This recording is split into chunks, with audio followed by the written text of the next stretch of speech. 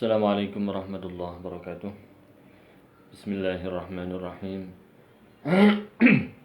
Alhamdulillah rabbil alamin. Wabihi nasta'inu ala umuri dunya waddin. Wassalatu wassalamu ala sayyidina Muhammadin wa ala alihi wa ashabihi ajma'in, amma ba'd. Alhamdulillah, pada kesempatan kali ini yang merupakan hari atau malam ketujuh doa bersama, bacaan Yasin dan tahlil yang dilanjutkan dengan doa bersama akan kita laksanakan pada malam hari ini, malam waktu Indonesia dan sore waktu Kairo. Semoga apa yang kita lakukan menjadi amal soleh yang diterima oleh Allah Subhanahu wa Ta'ala, dan pahalanya juga sampai kepada Al-Maghfurlah, guru kita semua, Kiai Haji Ahmad Isam bin Kiai Haji Sya'rani.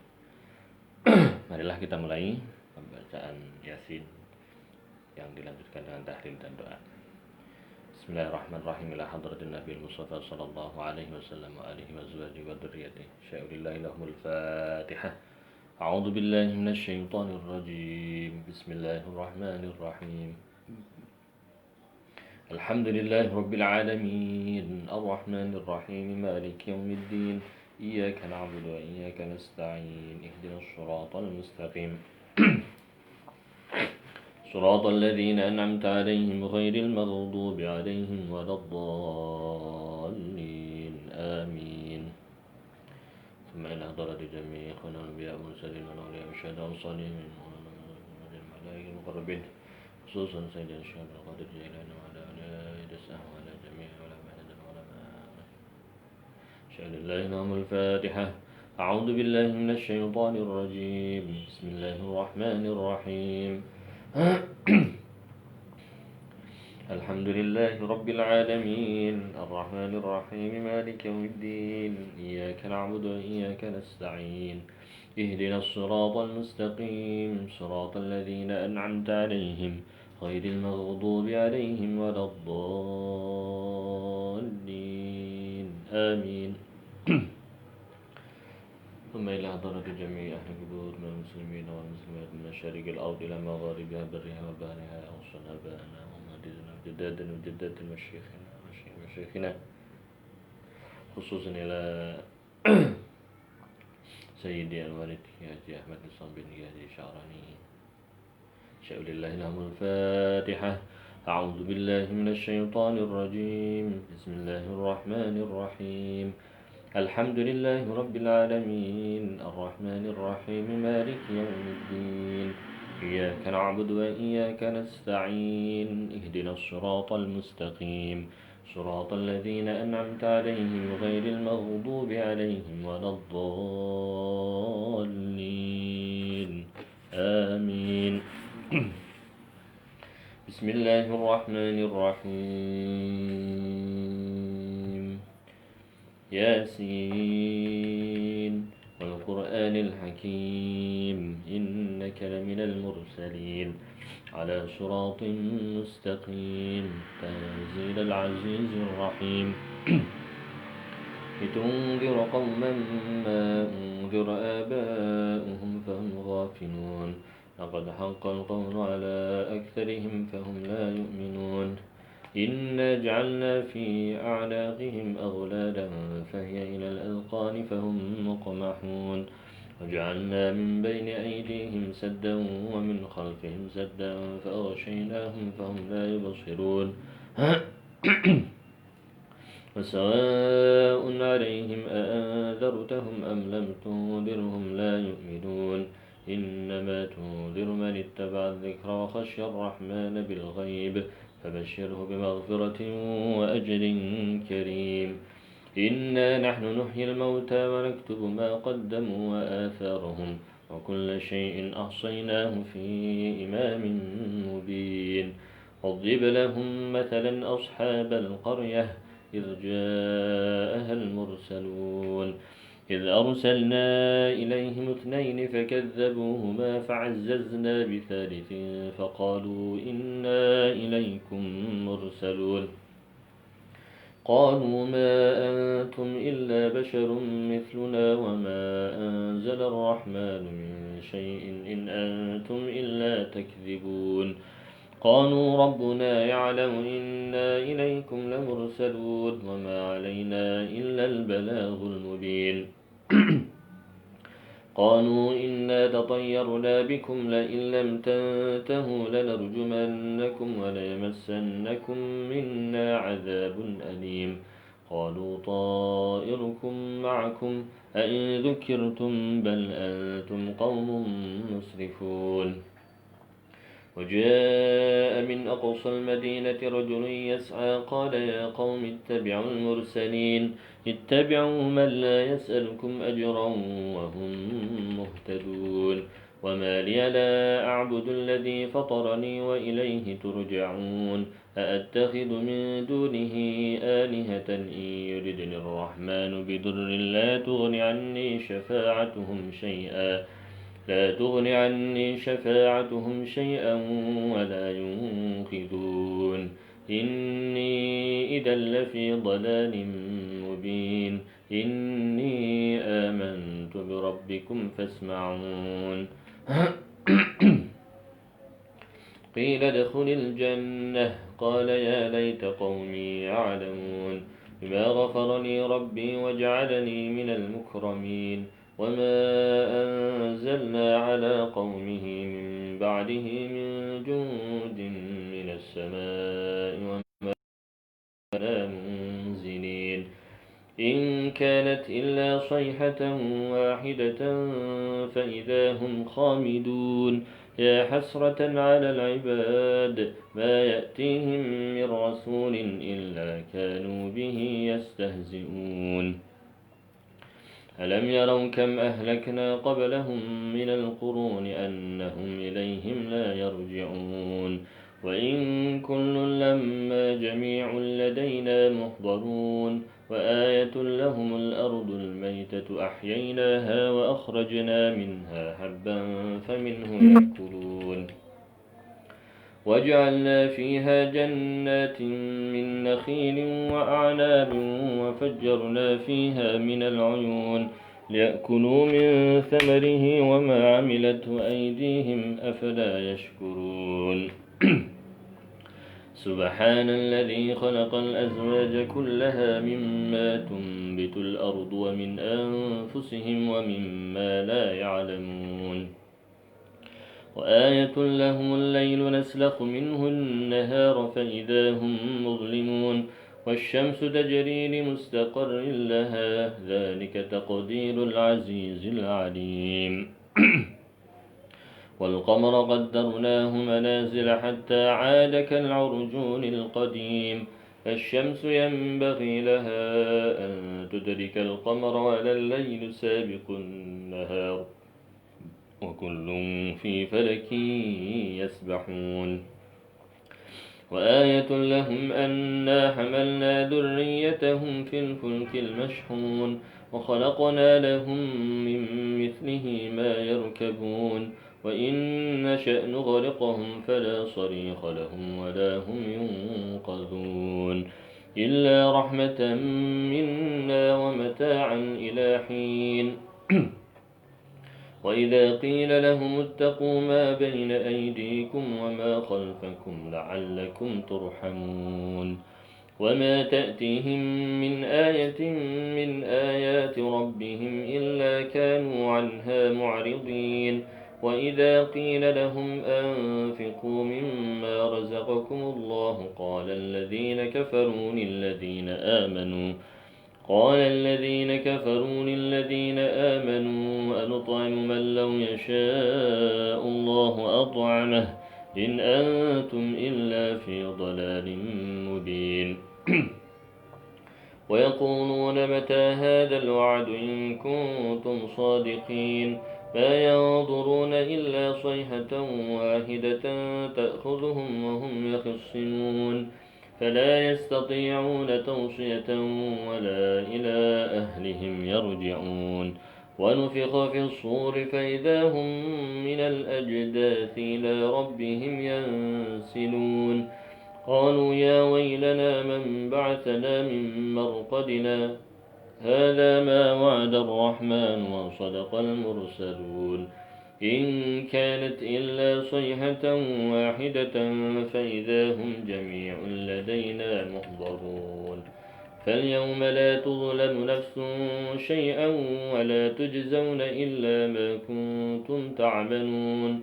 إن أصحاب الجنة اليوم في شغل فاكهون هم وأزواجهم في ظلال على الأرائك متكئون لهم فيها فاكهة ولهم ما يدعون سلام قولا من رب رحيم وامتازوا اليوم أيها المجرمون ألم أعهد إليكم يا بني آدم ألا تعبدوا الشيطان إنه لكم عدو مبين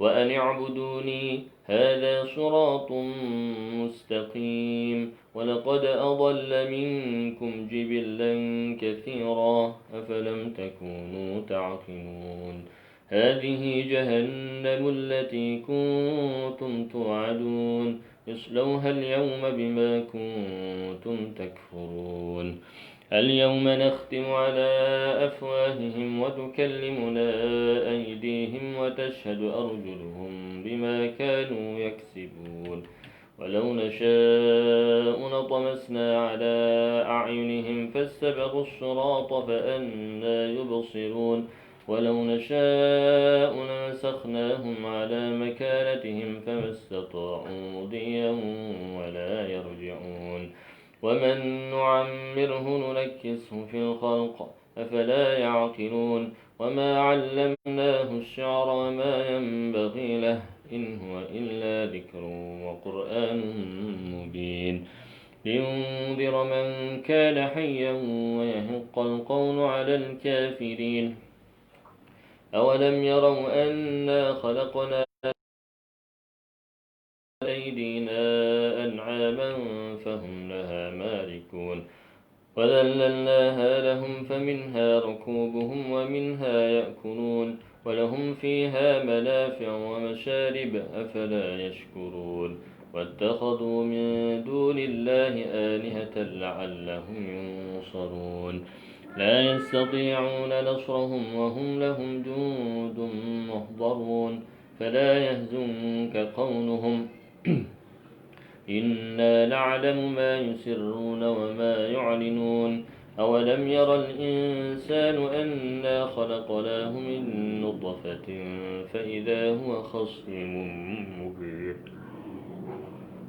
وضرب لنا مثلا ونسي خلقه قال من يحيي العظام وهي رميم قل يحييها الذي أنشأها أول مرة وهو بكل خلق عليم الذي جعل لكم من الشجر الأخضر نارا إذا أنتم منه توقدون أوليس الذي خلق السماوات والأرض بقادر على أن يخلق مثلهم بلى وهو الخلاق العليم إنما أمره إذا أراد شيئا أن يقول له كن فيكون فسبحان الذي بيده ملكوت كل شيء وإليه ترجعون صدق الله العظيم بسم الله الرحمن الرحيم قل هو الله أحد الله الصمد لم يلد ولم يولد ولم يكن له كفوا أحد بسم الله الرحمن الرحيم قل هو الله أحد الله الصمد لم يلد ولم يولد ولم يكن له كفوا أحد بسم الله الرحمن الرحيم قل هو الله أحد الله الصمد لم يلد ولم يولد ولم يكن له كفوا أحد لا إله إلا الله والله أكبر بسم الله الرحمن الرحيم قل أعوذ برب الفلق من شر ما خلق ومن شر غاسق إذا وقب ومن شر النفاثات في العقد ومن شر حاسد إذا حسد. لا إله إلا الله، الله أكبر ولله الحمد. بسم الله الرحمن الرحيم.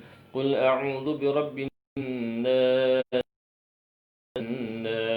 إله الناس من شر الوسواس الخناس الذي يوسوس في صدور الناس من الجنة والناس. لا إله إلا الله، الله أكبر ولله الحمد. بسم الله الرحمن الرحيم. الحمد لله رب العالمين الرحمن الرحيم مالك يوم الدين إياك نعبد وإياك نستعين اهدنا الصراط المستقيم صراط الذين أنعمت عليهم غير المغضوب عليهم ولا الضالين آمين.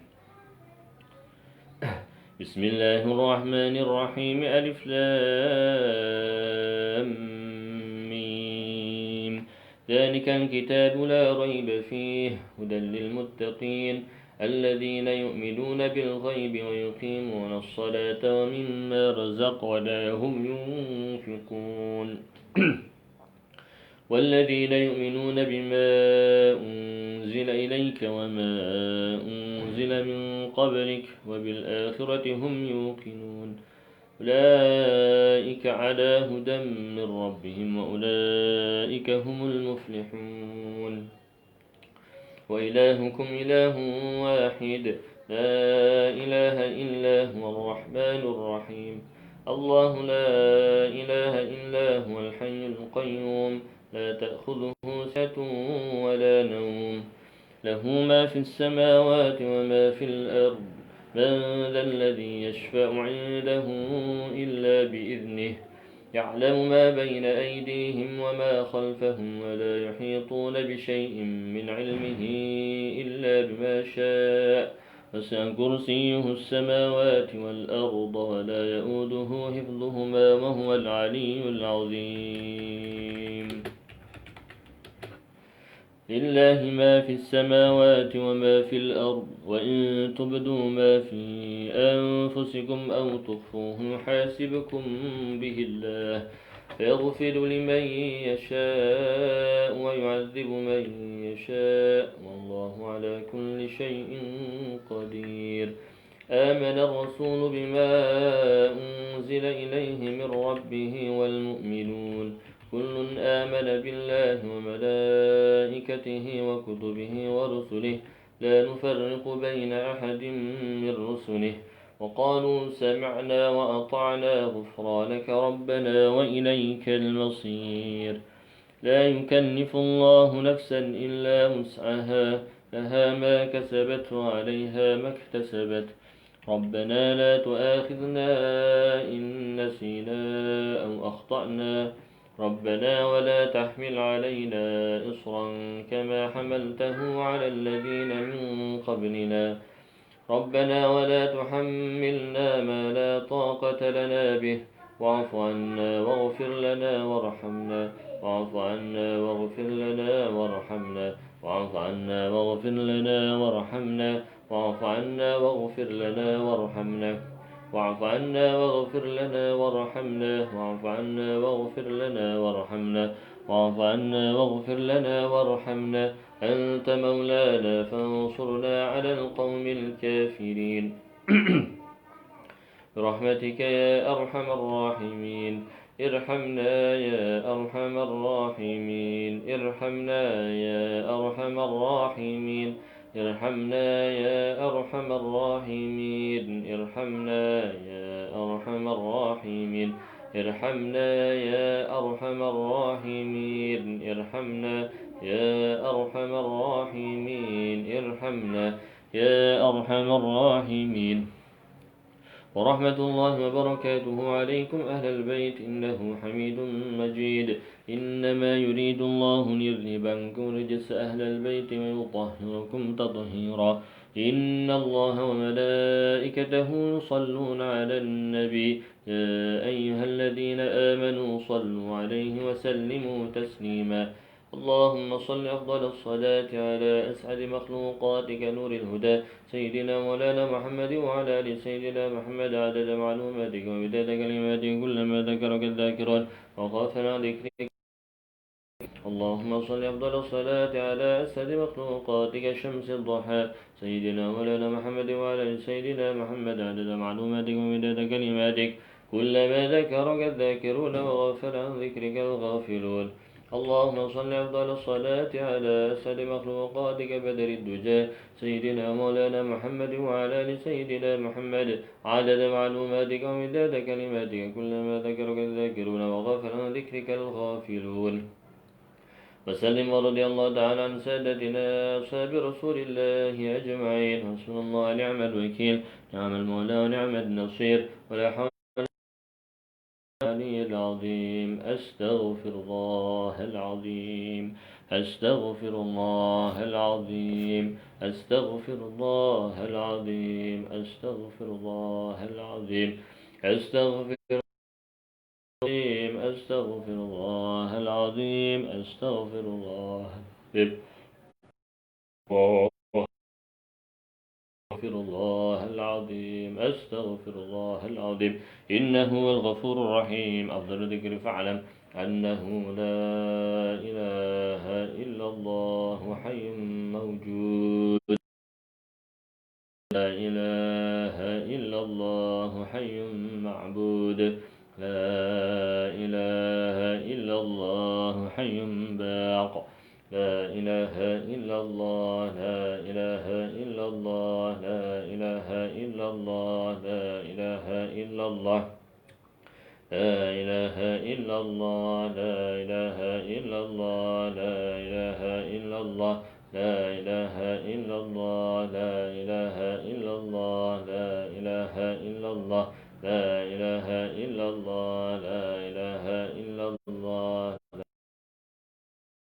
لا إله إلا الله لا إله إلا الله لا إله إلا الله لا إله إلا الله سيدنا محمد رسول الله. اللهم صل وسلم على سيدنا محمد. اللهم صل وسلم على سيدنا محمد. اللهم صل وسلم على سيدنا محمد. اللهم صل وسلم على سيدنا محمد. اللهم صل وسلم على سيدنا محمد. اللهم صل وسلم على سيدنا محمد. اللهم صل وسلم على سيدنا محمد. اللهم صل وسلم على سيدنا محمد. اللهم صل وسلم على سيدنا محمد. اللهم صل وسلم على سيدنا محمد. اللهم صل وسلم على سيدنا محمد. اللهم صل وسلم على سيدنا محمد. اللهم صل على سيدنا محمد يا رب صل عليه وسلم.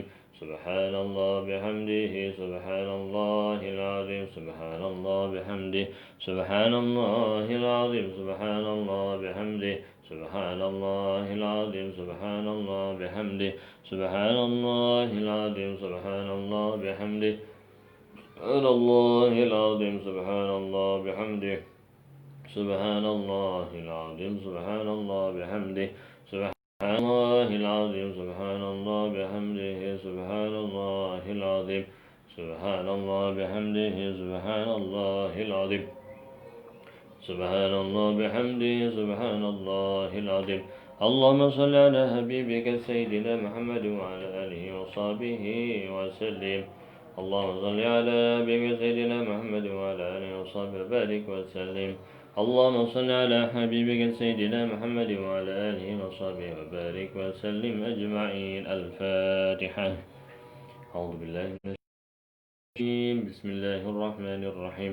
الحمد لله الرحمن الرحمن الرحيم مالك يوم الدين. بسم الله الرحمن الرحيم الحمد لله رب العالمين حمدا وافي نعمه كافي مزيده. يا ربنا لك الحمد كما ينبغي لجلال وجهك وعظيم سلطانك. اللهم صل على سيدنا محمد طب القلوب دوائها وعافية الأبدان وشفائها ونور الأبصار وديائها وعلى آله وصحبه وسلم. اللهم صل على سيدنا محمد الفاتح لما أغلق والخاتم لما سبق وناصر الحق بالحق والهدي إلى صراطك المستقيم وعلى آله حق قدره ومقداره العظيم. اللهم صل على سيدنا محمد صلاة تنجينا بها من جميع الأهوال والآفات وتقضي لنا بها جميع الحاجات وتطهرنا بها من جميع السيئات وترفعنا منك على درجات وتبلغنا بها أقصى الغايات من جميع الخيرات في الحياة وبعد الممات. اللهم صل صلاة كاملة وسلام تاما على سيدنا محمد الذي تنحل من القادر وتنفرج بالقرب والحوائج وتنال بالرغائب وحسن الخاتم ويسر الغمام على آله وصحبه في كل مد ونفس ودين كل معلوم لك. اللهم اغفر لنا ذنوبنا ولوالدينا وارحمهم كما ربنا صغارا. اللهم اغفر لنا ذنوبنا ولوالدينا وارحمهم كما ربنا صغارا وارحمهم كما ربنا صغارا. اللهم اغفر للمؤمنين والمؤمنات والمسلمين والمسلمات الأحياء منهم والأموات. اللهم ارحمنا بالقرآن واجعله لنا إماما ونورا ورحمة. اللهم ذكرنا من نسينا وعلمنا من وجهنا وارزقنا تلاوته آناء الليل وأطراف النهار واجعله لنا حجة يا رب العالمين. اللهم اكرمنا بكرامة القرآن وشرفنا ولهم بشرافة القرآن وأدخلنا ولهم الجنة ببركة القرآن الكريم. ربنا لا تزغ قلوبنا بعد إذ هديتنا وهب لنا من لدنك رحمة إنك أنت الوهاب. اللهم ربنا تقبل منا إنك أنت السميع العليم وتب علينا يا مولانا إنك أنت التواب الرحيم. اللهم بلغ ثواب ما قرأناه لروح نبينا محمد صلى الله عليه وسلم ولأرواح آله وأزواجه وذرياته وعلى أرواح إخوانهم الأنبياء والمرسلين والأولياء والشهداء والصالحين والعلماء والمصنفين وجميع الملائكة المقربين خصوصا سيدنا الشيخ القدر الجيلاني وعلى جميع أولياء الإسلام وعلى جميع علماء حضرة العلماء وعلى جميع القبور من المسلمين من مشارق الأرض إلى مغاربها برها وبارها وصنع بنا ومجداتنا مشايخنا ومشايخنا خصوصا والدي حاج أحمد الصمد ابن حاجي شعرني. اللهم اغفر لهم وارحمهم وعافهم واعف عنهم واكرم نزلهم واسع قبرهم واجعل جنات مثواهم واجرهم من عذاب القبر ومن عذاب النار اللهم اغفر لهم وارحمهم وعافهم واعف عنهم واكرم نزلهم واجعل الجنة مثواهم واجرهم من عذاب القبر ومن عذاب النار اللهم لا تحرمنا أجرهم ولا تفتنا بعدهم واغفر لنا ولهم. اللهم اغفر لنا ولهم. اللهم اغفر لهم وارحمهم وعافهم وعنهم وأكرم نزلهم وسع قبرهم واجعل الجنة مثواهم وأجرهم من عذاب القبر ومن عذاب النار اللهم لا تحرمنا أجرهم ولا تفتنا بعدهم واغفر لنا ولهم. اللهم اجعل قبورهم روضة من رياض الجنان. ربنا هب لنا من أزواجنا وذرياتنا قرة أعين واجعلنا قنا إماما. اللهم لا تدع لنا ذنبا إلا غفرته ولا هما إلا فرجته ولا مريضا إلا شفيته ولا مريضا إلا شفيته ولا عسرا إلا يسرته ولا حاجة من حوائج الآخرة إلا قضيتها يا أرحم الراحمين. ربنا آتنا في الدنيا حسنة وفي الآخرة حسنة وقنا عذاب النار. وصلى الله على سيدنا محمد وعلى آله وصحبه وسلم. سبحان ربي رب العزة عما يصفون وسلام على المرسلين والحمد لله رب العالمين. بسم الفاتحة. أعوذ بالله من الشيطان الرجيم. بسم الله الرحمن الرحيم. الحمد لله رب العالمين الرحمن الرحيم مالك يوم الدين. إياك نعبد وإياك نستعين اهدنا الصراط المستقيم صراط الذين أنعمت عليهم ولا الضالين آمين.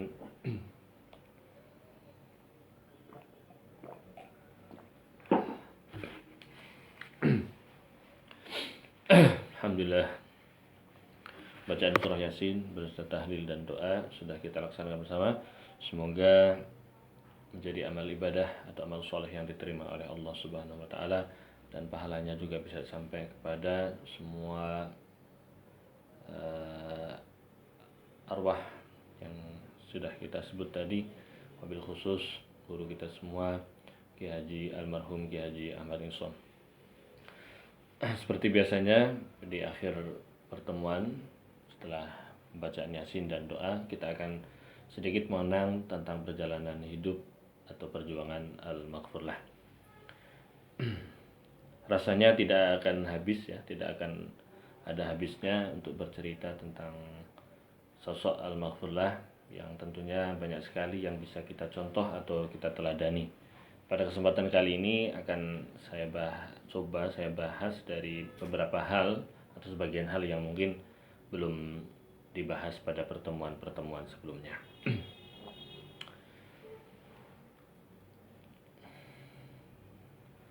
Dari sebagian panutan yang menurut saya perlu dicontoh atau yang saya ketahui juga adalah Al-Maghfurlah adalah termasuk sosok yang suka atau senang atau ringan untuk bersilaturahim ya.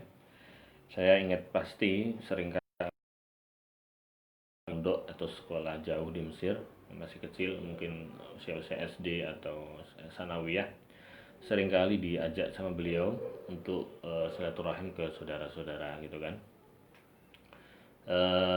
Meskipun di awal tujuannya satu, misalnya ke simbah kita yang di Wonosobo ya, yang di Kalikarung atau yang di Wonokromo, waktu itu yang di Wonokromo masih Sugeng. Meskipun tujuannya hanya satu rumah, satu tempat yang akan dituju, tetapi seringkali beliau tiba-tiba ingin sekalian, ayo silaturahim, datengin saudara rumahnya di sini gitu kan.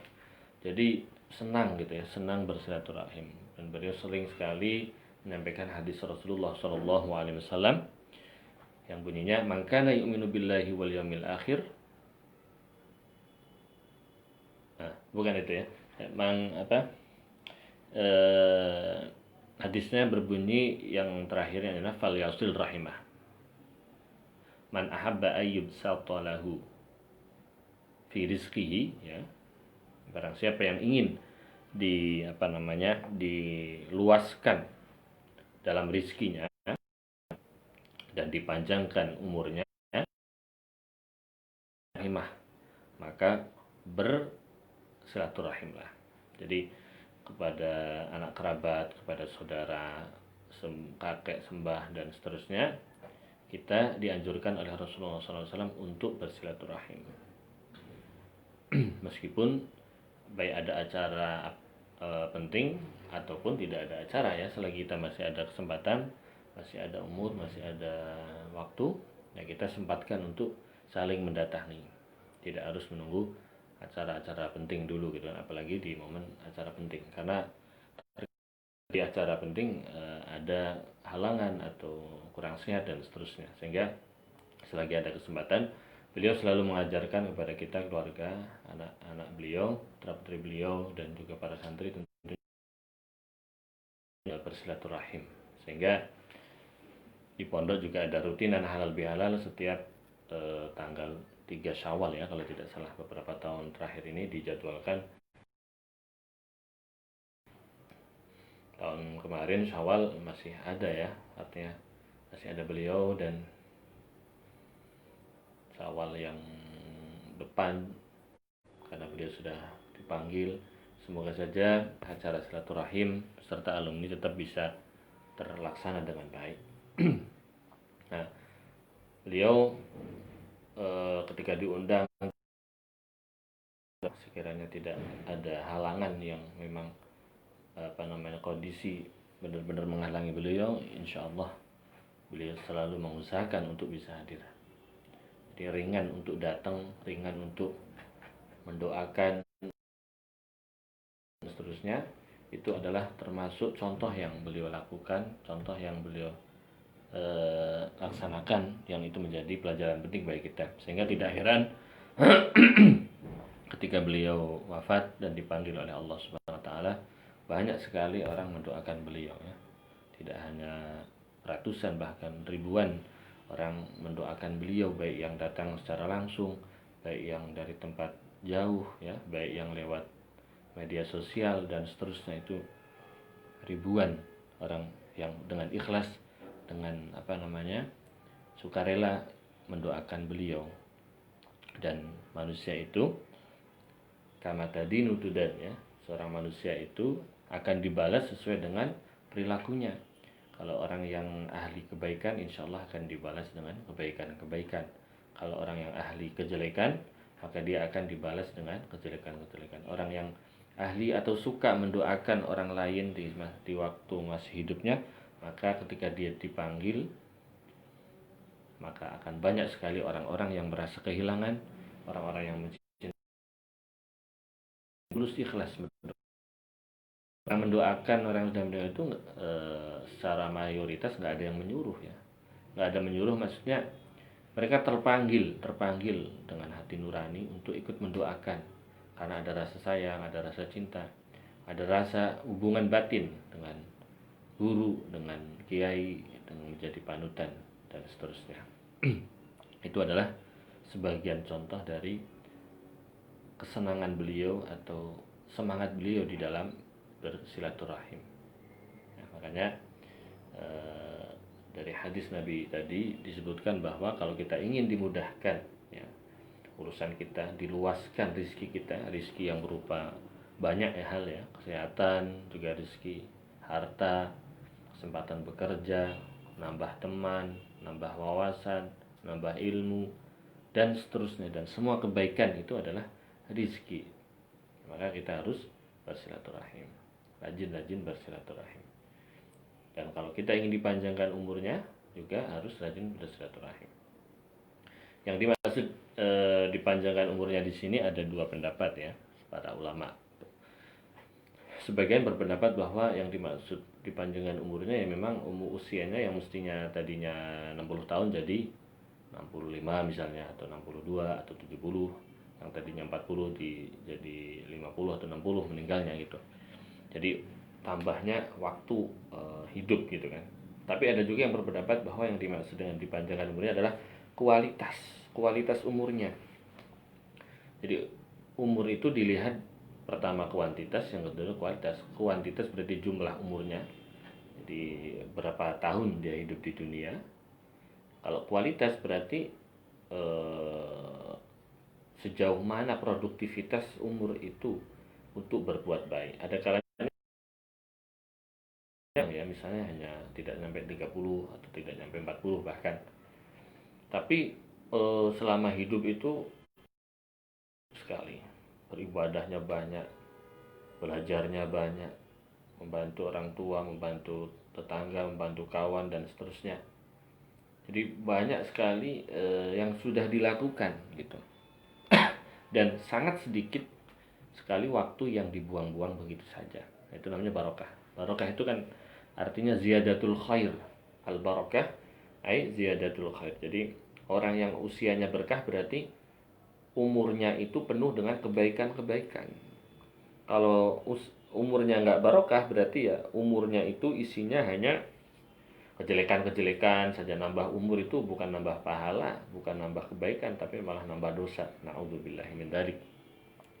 Rezekinya barokah, nah, berarti dari rezeki misalnya materi yang dia punya itu banyak kebaikan yang bisa. Jadi kita menilai berkah atau enggak itu sebenarnya relatif mudah juga. Misalnya kita punya uang berapa juta misalnya. Dari uang itu apa kebaikan yang bisa kita lakukan? Misalnya menafkahi, gitu kan, atau sedekah berapa persen, atau untuk membayar sekolah anaknya, atau untuk dan seterusnya. Ataukah sebaliknya, dari uang 1 juta misalnya, sebagian orang digunakan untuk membeli minuman keras misalnya, atau untuk membeli hal-hal yang tidak berguna, atau bahkan untuk membeli sesuatu yang bisa membahayakan orang lain gitu kan. Misalnya orang mau berbuat jahat, beli benda tajam gitu untuk melukai orang, atau untuk mencuri dan seterusnya. Itu kan berarti rezekinya tidak barokah gitu. Nah, makanya pentingnya kita berdoa agar apa yang dianugerahkan Allah kepada kita itu semoga barokah gitu. baik itu umur, baik itu kesehatan, baik itu harta, dan seterusnya. Nah, kata Imam Syafi'i, hakikatnya ilmu itu adalah al-ilmu laisa ma hufidha wa innamal ilmu ma nufi'a. Ya, lima makna seperti itu. Jadi menurut Imam Syafi'i itu, hakikat ilmu itu adalah bukan hanya yang dihafal saja. Ya, seorang hafal Quran, seorang hafal ribuan hadis, seorang hafal matan jurumiyah, hafal alfiyah, hafal Sahih Bukhari, hafal Sahih Muslim, hafal Kutubus Sittah dan seterusnya. Hafal berbagai macam kitab. Kalau cuma hafal maka tidak akan berbuah dengan baik. Itu belum mencapai hakikat ilmu. Hakikat ilmu adalah al-ilmu ma nufi'a. Jadi ilmu itu yang bermanfaat, baik bermanfaat kepada diri sendiri ataupun bermanfaat bagi orang lain. Makanya sebaik-baik ilmu itu adalah ilmu yang bermanfaat, dan itu yang akan menjadi pahala yang akan mengalir meskipun almarhum atau seorang sudah wafat. Jadi kata Nabi kan, idza mata ibnu adam inqata'a amaluhu illa min thalathin. Ya. Ketika anak cucu Adam itu meninggal, maka terputuslah amalnya kecuali 3 perkara: sedekah jariah, ilmu yang bermanfaat, dan anak soleh yang mendoakan orang tuanya. Dan insya Allah kita husnudzon, kita bersaksi bahwa insya Allah nadzunnu ala khair, kita berbaik sangka kepada al-maghfurlah guru kita Ki Haji Ahmad Yusam. Beliau insya Allah sudah meninggalkan 3-tiganya. Beliau juga meninggalkan sedekah jariah, ya. Di pondok dengan berdirinya sekarang itu, sebagian tanah dan bangunan itu merupakan jariah dari beliau. Kemudian beliau juga meninggalkan ilmu yang bermanfaat, ya. Berapa banyak santri yang sudah pernah diajar beliau? Tentunya lebih dari awal sampai akhir, ya. Tentunya dari beliau ngajar langsung kepada muridnya ngajar kepada muridnya gitu kan, sampai generasi selanjutnya itu mungkin ya sudah ribuan gitu kalau dihitung dari awal banget gitu. Dan alhamdulillah saya juga selain dari putra beliau juga termasuk dari santri beliau. Tanpa beliau saya mungkin tidak bisa mengaji gitu kan. Dan berkah kesungguhan, ya, juhud beliau, kesungguhan beliau, keikhlasan beliau mengajar saya dan para santrinya dan anak-anaknya, alhamdulillah bisa bermanfaat. Dan salah satu kisah atau tahadus bin nikmah, ya, ini berbicara tentang nikmat yang Allah berikan kepada kita, pada saya dan beliau tentunya juga. Alhamdulillah berkat di bimbingan beliau, ya, dulu dari kecil saya ikut dari SD dibimbing sama beliau, sering ikut MTQ atau MHQ, ya, Musabaqah Tilawatil Quran, Musabaqah Hifdzul Quran gitu. Dan santri-santri juga sebagian ikut, ya. Alhamdulillah dengan bimbingan beliau, dengan keikhlasan beliau, dengan pengalaman beliau, dan beberapa kali beliau juga menjadi dewan juri di provinsi, ya, untuk tahfidz lomba tahfidz Al-Quran bagi di kabupaten, ya, pastinya. Itu alhamdulillah dari santri-santri beliau itu sering sekali yang namanya juara di provinsi, ya.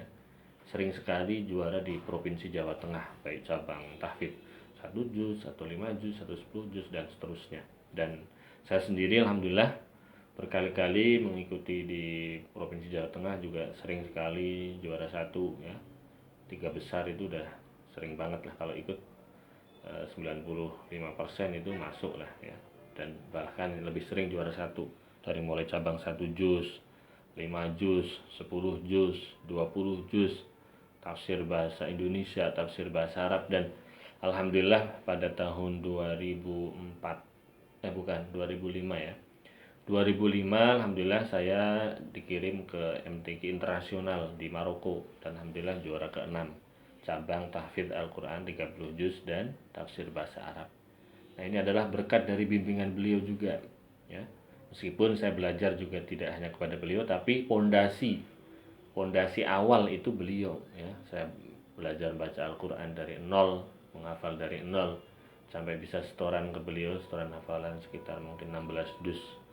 Kemudian saya lanjutkan kepada guru beliau, saya tamatkan di Kiai Haji Muntaha Al-Hafidh, ya, alhamdulillah, dengan bimbingan guru kita Kiai almarhum Kiai Haji Ahmad Isom, alhamdulillah saya bisa sampai ke level internasional di Maroko tahun 2000, sekitar 2005 atau 2006 ya, saya agak lupa itu.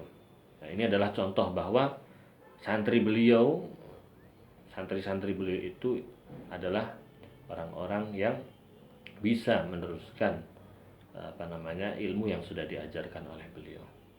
Beliau tidak hanya sekedar memiliki santri-santri yang biasa saja, tetapi banyak dari santri-santri beliau merupakan orang-orang yang berkualitas, orang-orang yang benar-benar bisa membawa nama harum gurunya, bisa membawa nama harum beliau, dan bisa membawa nama harum Al-Maghfur lah. Tanpa beliau kami tidak bisa apa-apa, tanpa keikhlasan dan doa beliau kami tidak bisa berbuat banyak untuk apalagi berprestasi. Ya.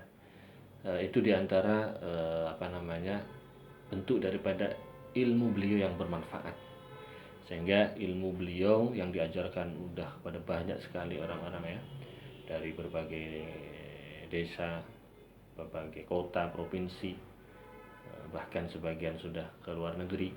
Itu adalah berkat dari diajari langsung oleh beliau, fondasinya dikasih. Karena sekuat apapun, sebesar apapun ilmu yang akan didapat oleh seseorang itu pasti tidak bisa dilepaskan dari dasar-dasar ilmu yang dia dapat dari siapa. Sehingga kita tidak boleh merasa sombong atau lupa dari siapa kita belajar, meskipun kita sudah pada level bisa dikatakan level tertentu ya, tetapi kita tidak boleh melupakan guru-guru kita yang pertama yang mengajari alif ba, yang mengajari hal-hal yang sangat dasar. Karena tanpa beliau-beliau kita tidak mungkin pada level atas. Kita untuk bisa menaiki tangga-tangga, bisa menaiki tangga yang ke-10, pasti kita harus melewati tangga 1, tangga 2, tangga 3, tangga 4, dan seterusnya. Oleh karena itu, kata Nabi, barang siapa yang tidak bersyukur kepada manusia, maka dia tidak dianggap tidak bersyukur kepada Allah. Lam yashkurillah mal lam yashkurin nas. Tidak dianggap bersyukur kepada Allah ketika seorang itu tidak berterima kasih kepada sesama manusia. Nah, salah satu bentuk terima kasih kita kepada guru kita, kepada orang tua kita, adalah di saat beliau sudah dipanggil oleh Allah Subhanahu wa taala, kita terus mendoakan. Bakti birrul walidain itu tidak hanya sebatas beliau-beliau masih hidup saja ya. Ingat bahwa guru kita adalah orang tua kita juga, karena beliau-beliau yang mengurusi akhlak kita, yang membimbing rohani kita. Sehingga salah satu bentuk terima kasih kita kepada guru-guru kita, pada orang tua kita juga, adalah terus mendoakan almarhum, almarhumah dengan penuh keikhlasan meskipun beliau-beliau sudah dipanggil. Dan yang ketiga tadi adalah ilmu yang anak soleh yang mendoakan orang tuanya. Alhamdulillah beliau dikaruniai juga anak-anak yang ngerti agama, anak-anak yang berbekal agama, karena itu juga buah yang sudah dipetik beliau, karena beliau dari kita kecil terus membimbing kita untuk tidak boleh tidak belajar ya. Artinya harus belajar agama. Terus kamu mau belajar apa saja boleh, tapi belajar syariat harus gitu kan. Sehingga alhamdulillah putra-putri beliau meskipun disibukkan dengan berbagai hal, semuanya bisa ngaji, semuanya tahu tentang ilmu syariat. Sehingga tentunya sudah pasti kita akan terus mendoakan beliau sampai akhir hayat kita. Nah, itu adalah bentuk daripada hal-hal yang atau pelajaran berharga yang beliau tinggalkan kepada kita sebagai putra-putrinya, dan juga tentunya sebagai santri-santri. Dan terakhir juga beliau pernah memberikan nasihat atau amalan kepada sebagian santrinya. Beliau menyarankan untuk baca ayat wa'adzin finnasi bil haji ya'tuka rijalan ya'tuna min kulli fajjin amiq ya. Itu di dalam surah Al-Hajj. Itu Jadi baca sesering mungkin atau berulang-ulang kali. Insya Allah kawan-kawan atau para alumni atau yang sedang berusaha merintis atau mengurusi pondok pesantren atau TPQ atau madrasah diniyah atau yayasan dan sejenisnya, insya Allah akan mendapatkan dukungan dari banyak pihak. Akan ada orang yang mau menitipkan santrinya, putranya untuk mengaji, akan ada banyak orang yang percaya dan seterusnya, membantu niat baik untuk berjihad, untuk berjuang menyebarkan ilmu. Itu yang salah satu juga amalan atau doa yang dikenang atau diingat oleh sebagian para alumni, dan alhamdulillah sebagian juga sudah mengamalkan dan hasilnya bagus ya, artinya sesuai yang diharapkan. Saya kira itu saja mungkin sebagian dari sejarah atau pengalaman hidup atau perjalanan atau perjuangan beliau yang sempat saya ingat, yang bisa saya sampaikan pada kali ini dan pada pertemuan-pertemuan sebelumnya. Saya mohon maaf, dan apabila ada informasi atau penjelasan yang mungkin kurang tepat, mungkin bisa dikoreksi. Kita belajar bareng di sini, dan semoga apa yang sudah kita kaji bersama ini bisa bermanfaat untuk kita semua. Dan kami aturkan atas nama keluarga Al-Maghfurlah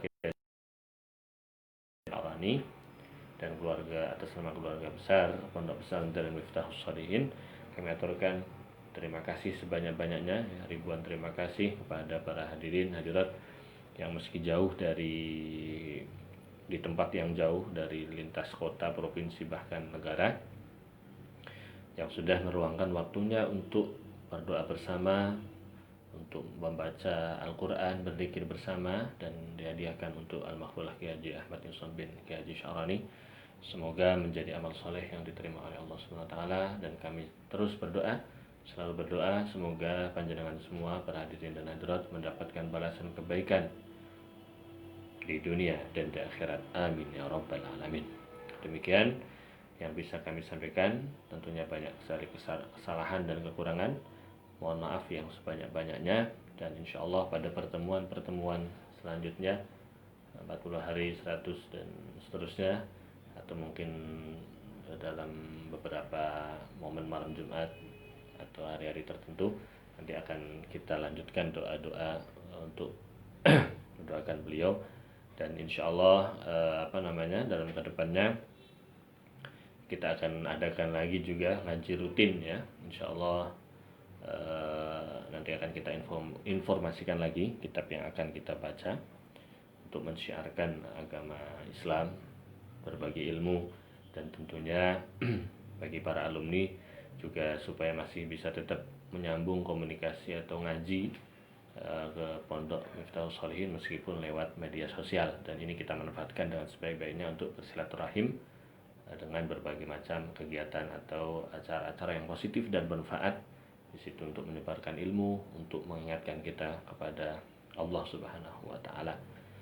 Majelis yang berkah itu adalah majelis yang mengantarkan kita kepada ingat kepada Allah, mengantarkan kita kepada tambahnya ilmu, mengantarkan kita kepada dekatnya dengan amal-amal kebajikan atau amal-amal kebaikan. Itu saja yang bisa kami sampaikan. Insya Allah pada hari ini nanti akan berlanjut lagi ngaji ulumul Quran sebagaimana hari-hari biasanya ya. Kalau tidak berhalangan mungkin setengah jam atau 45 menit ke depan akan dilanjutkan dengan ngaji ulumul Quran karya Syekh Nuruddin Aiter. Dan nanti malam waktu Kairo juga akan dilaksanakan lagi 7 hari doa bersama dan yasinan juga di markas Tebu Ireng Center bersama teman-teman dari alumni Tebu Ireng dan kawan-kawan dari PCIN Mesir sebagian.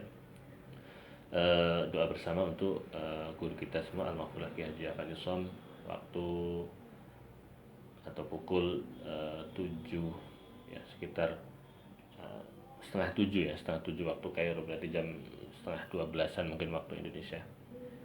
Itu saja yang bisa kita sampaikan. Sekali lagi jazakumullahu anna ahsanal jaza wal afu minkum wallahu muwaffiq ila aqwamit thoriq. Wassalamualaikum warahmatullahi wabarakatuh. Terima kasih.